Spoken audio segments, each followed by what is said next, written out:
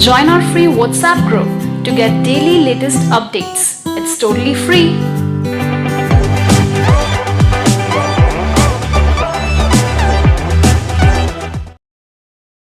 Part 1. You will hear a man inquiring about joining a wildlife conservation society. First, you have some time to look at questions 1 to 6.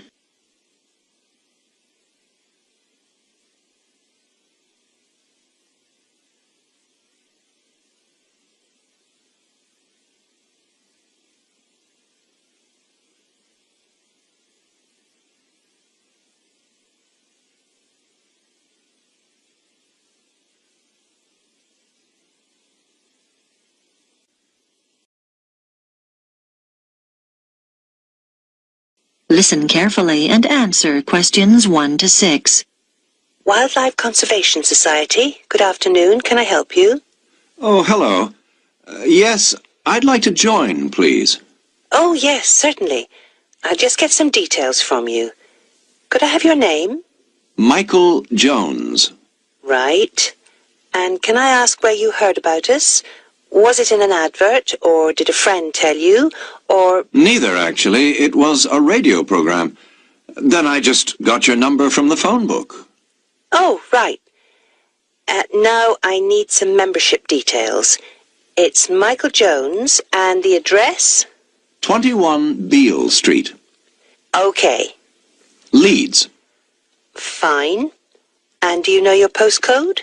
Yes, it's LS14 2JW. Okay. And do you have a daytime telephone number we can contact you on? Yes, you can call me at work. The number's 011 73 58642. And I can give you my office email address if you like. That'd probably be useful. Yes, please. It's mj@hennings.co.uk. Is that HENNINGS? That's right. Thank you. Now, I just need to ask you some questions about exactly what you want. First of all, how long do you want the membership for? We do 2, 3 and 5-year memberships, and we also do one for life. I think I'll just get the minimum length this time round. Fine. And then the type of membership. We do single, joint or family, which covers up to 4 children. Well, we haven't got any children, but I think I'll get the joint one because my wife will probably want to do the activities with me. Yes, fine. Let me see. That'll be £49 altogether then, please. Before you hear the rest of the conversation, you have some time to look at questions 7 to 10.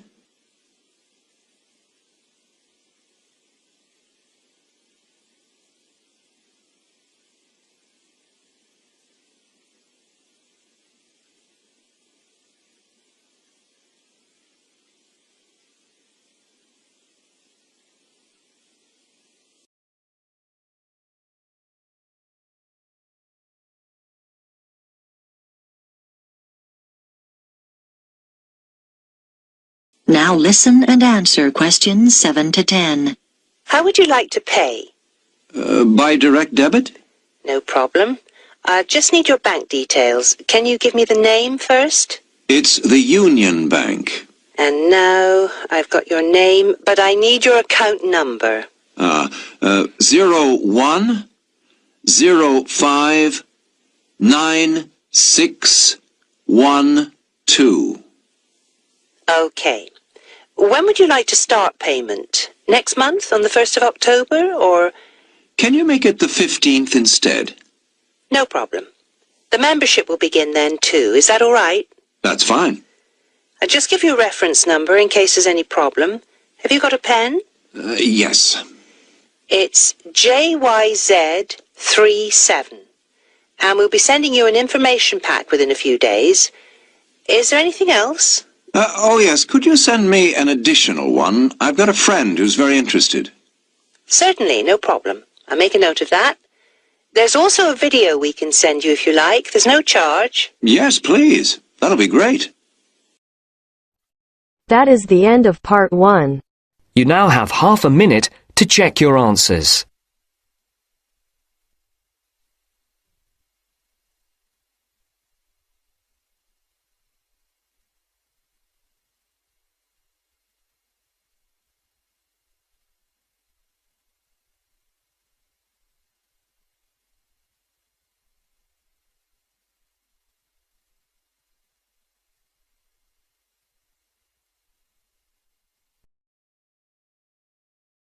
Now turns to part 2. Part 2. You will hear a woman talking on a radio program about a festival that is about to take place. First, you have some time to look at questions 11 to 18.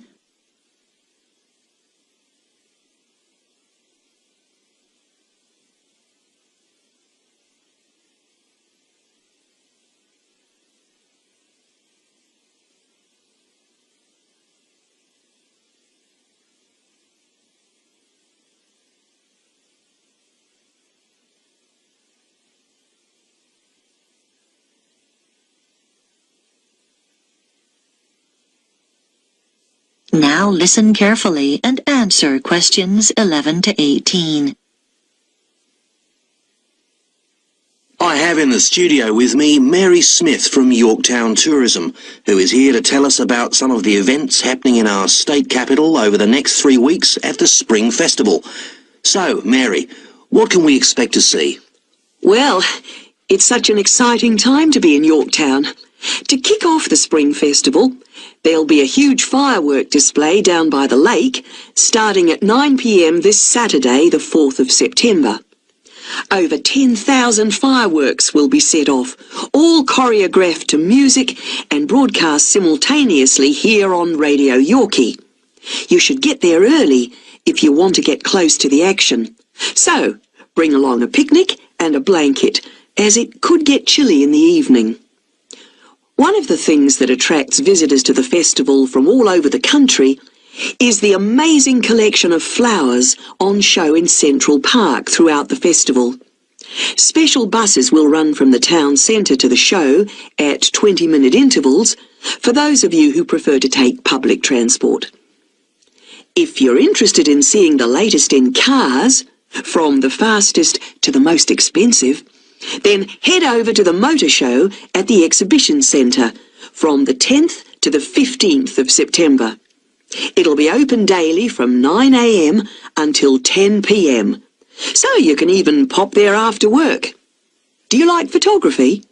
Then go along to Grow Your Imagination, an exhibition of photographs of famous gardens, which will be held at the Art Gallery from the 11th to the 19th of September.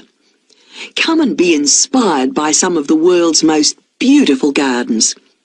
I've had a sneak preview of some of the photographs, and they are magnificent.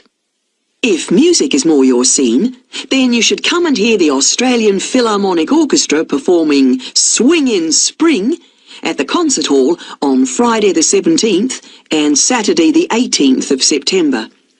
It's a celebration of dance music from the 1940s and 50s. There'll be 3 performances. Both evenings start at 7 p.m. and a matinee performance at 2:30 on the Saturday. So, get your dancing shoes on and head there. It's guaranteed to get your feet tapping.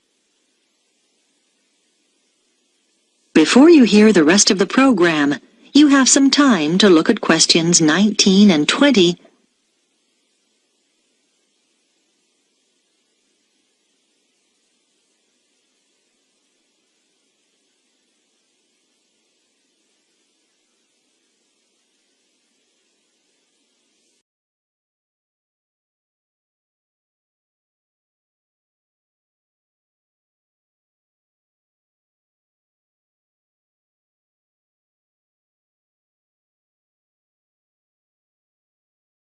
Now listen and answer questions 19 and 20. Those are just a few of the attractions on offer. But for something a little different, you could try Balloons Down Under, which is the largest gathering of hot air balloons in the Southern Hemisphere. It's well worth it, because there'll be over 25 balloons of all shapes and sizes, which is a truly amazing sight. I'm also happy to announce that one lucky person will get the chance to go up in one of these balloons absolutely free. That's the prize in our special Spring Festival competition. It'd normally cost you $200, so it's not a bad prize, eh? I'm sure you all want a chance to win, so you'll need to fill out the entry form in today's edition of the Yorktown News. Don't forget to include your phone number. And send it to Radio Yorkie. Make sure your entry reaches us by 5 p.m. on Thursday the 9th of September. Then, to see if you've won, just check out the festival's website on Saturday the 11th of September, where we'll publish the name of the lucky winner. It's such a fantastic prize, so hurry up and get your entry in. So, there you have it. Just a few of the special events happening here in Yorktown over the Spring Festival. And if you'd like any more details about the festival... That is the end.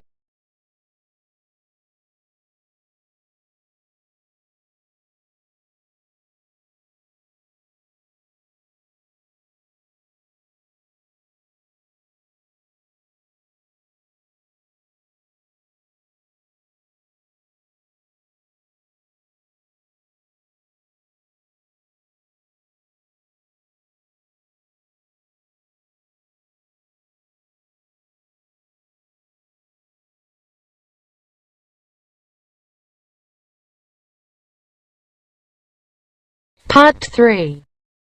You'll hear a student called Paul talking to a tutor about a course he is thinking of doing. First, you have some time to look at questions 21 to 25.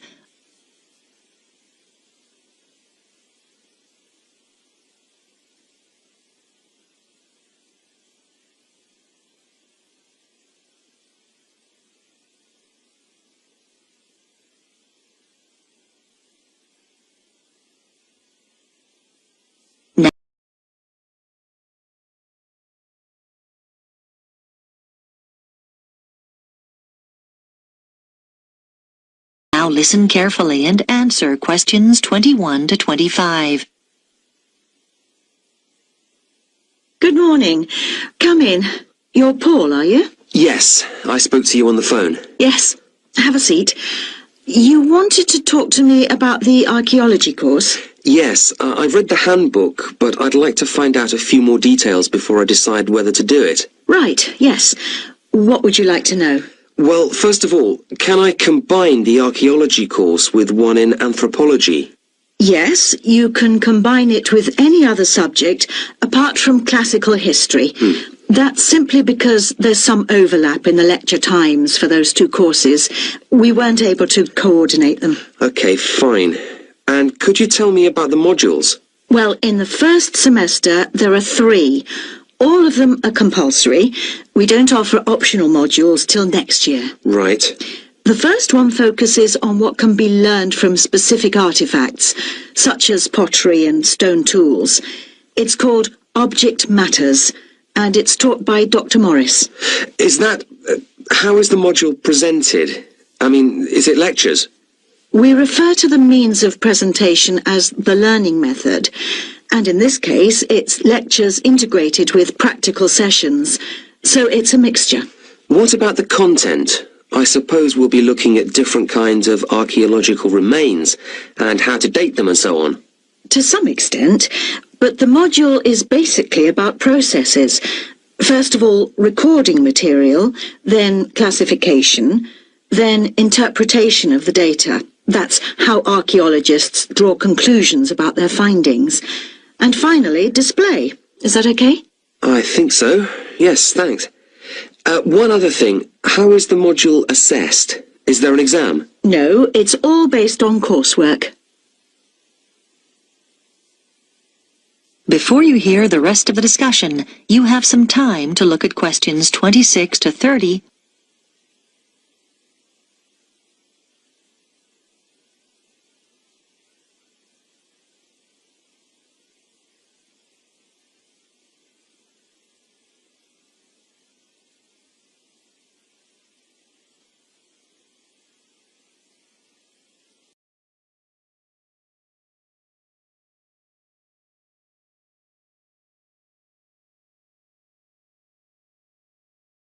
Now listen and answer questions 26 to 30.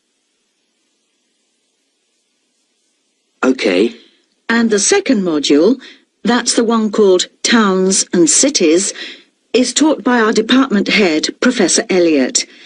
And, as the name suggests, the module's about the origins of built environments and how they developed. That's mainly factual then, I suppose. It is really. And for that reason, the assessment's by examination. But you may be pleased to know it's an oral rather than a written exam, and... It sounds a bit scary. Oh, no, most of our students find they actually enjoy it, so don't worry too much. Okay. And then the title of the third module is Method and Science. And in that, Dr. Thompson will be introducing you to the standard techniques used in archaeological fieldwork and analysis. Things like excavating and dating. What about the learning method for this module? Are there any lectures, or is it all laboratory work? Oh, it's half lab work and half seminars. There aren't any lectures. Then, right at the end of the module, you'll take part in a site survey. The date for that is week beginning the 10th of March, but I can't tell you the location yet. That'll be announced later. But I think you'll find it very useful. Yes, I know someone who went on that last... That is the end of part 3. You now have half a minute to check your answers.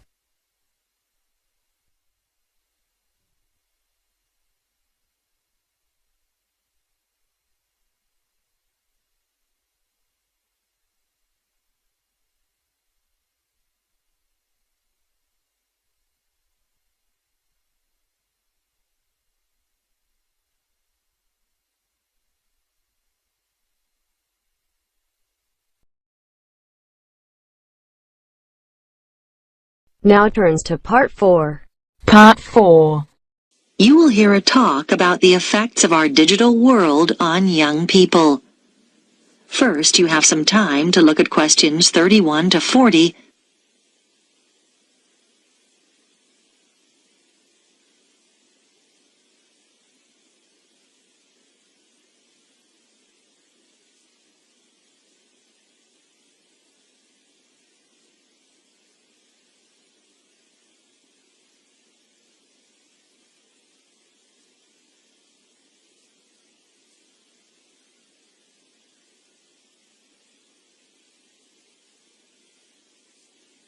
Now listen carefully and answer questions 31 to 40. In this lecture series, we're looking at changes occurring due to the rapid spread of digital technology in the last decades of the 20th century. By digital technology, I include any computer-related devices such as email, the internet, cell phones, instant messaging, to name but a few.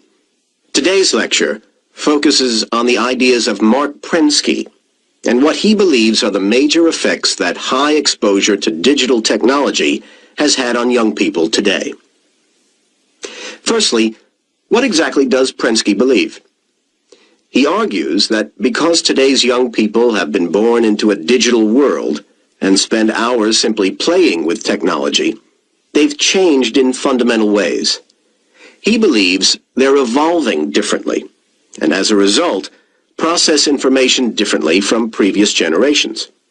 It's even possible that these young people's brains have physically changed, although whether this is literally true isn't yet known.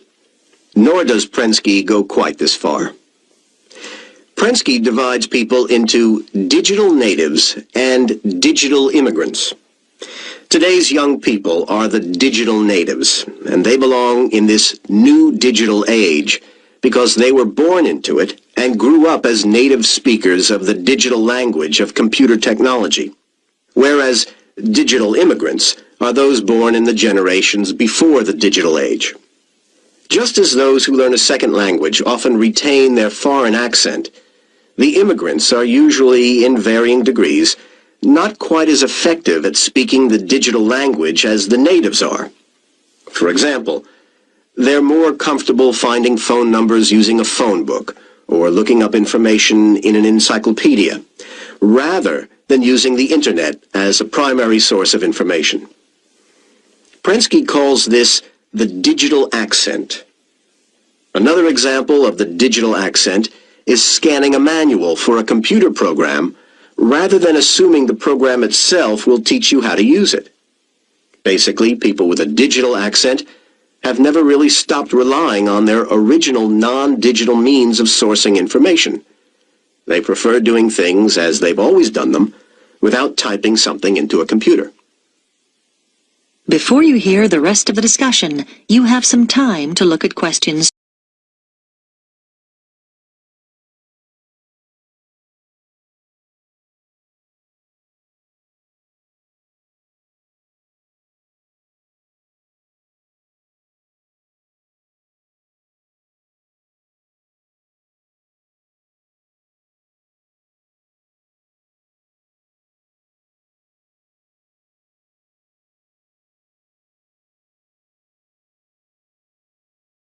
Now listen and answer question. Prensky predicts that due to all this, changes are in store, mainly in the area of education. But what do other educators and theorists such as Thomas Allen, Samuel James, and Peter Vander believe? Samuel James, from Sydney University, agrees with Prensky's predictions.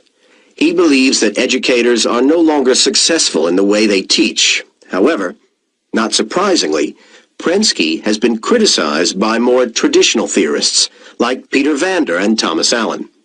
They disagree with many of Prensky's assertions. Vander argues that a typical classroom is more varied than Prensky believes, with students coming from a range of backgrounds. He maintains that a large percentage of these students are not necessarily proficient with technology, and not all students today fit the one stereotype. And Allen adds that even though most students today have easy access to technology, some just don't find the digital medium appealing. James disagrees, though. He believes that all today's students do share the same basic interest in and knowledge of digital technology. However, James believes our younger students can communicate with their digital immigrant teachers and can still learn using methods which have proven to be successful in the past. James's theories are taken a step further by Allen, who recognizes that both digital immigrants and natives have to deal with vast amounts of information in today's electronic society. Allen maintains that while most young students are proficient in playing computer games and using the web in quite basic ways, they're not used to using the computer at advanced levels. For example, to conduct complex information searches, which are so necessary for university study today. Irrespective of Allen's research, James believes it's possible for computer games to play a major role in making classroom learning more stimulating, and he cites many instances where this would be possible today. However, Vander asserts that rather than focusing on developing games, we should think of better ways to assist teachers, because no computer program comes close to doing what a human teacher does every day. That is the end of part 4. You now have half a minute to check your answers.